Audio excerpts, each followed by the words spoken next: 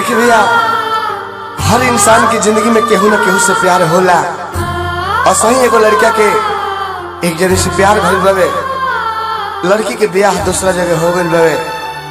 लड़के याद करते रहे कि का समय रहे, एगो समय रहे कि हमरो केहू रहे।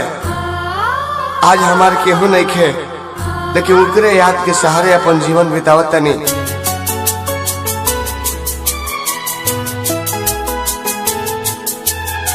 Balaji recording studio Jadavpur.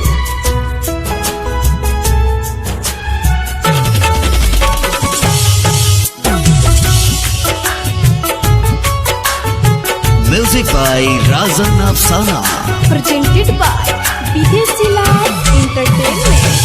साथ छुट्टी गहरी सनयार, साथ छुट्टी गहरी सनयार, केहू रहे हमार, केहू रहे हमार जे करो हमसे प्यार, केहू रहे हमार जे करो हमसे प्यार।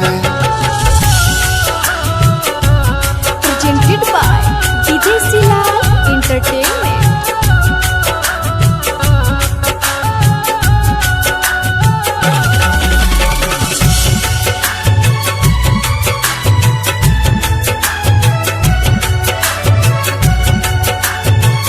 Presented by Videshi Lal entertainment.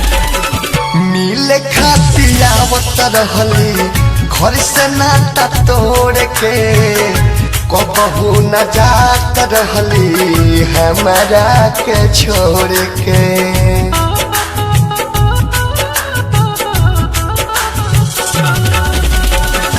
मिले खातिर आवत रहली घर से नाता तोड़ के, कबहू न जात रहली हमारा के छोड़ के।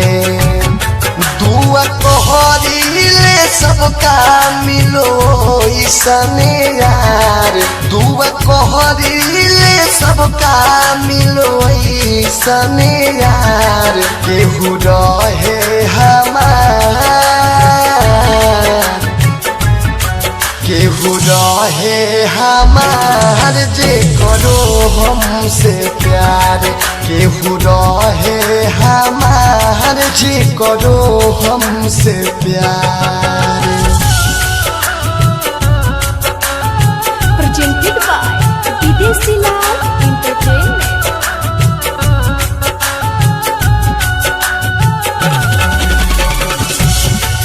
Balaji recording studio Jadavpur.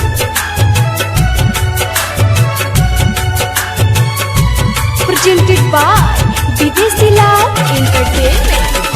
दूर किसबे दर्दी कैसन लिखले विधाता, प्यार कहरे वाला के काहे टूट जाला नाता।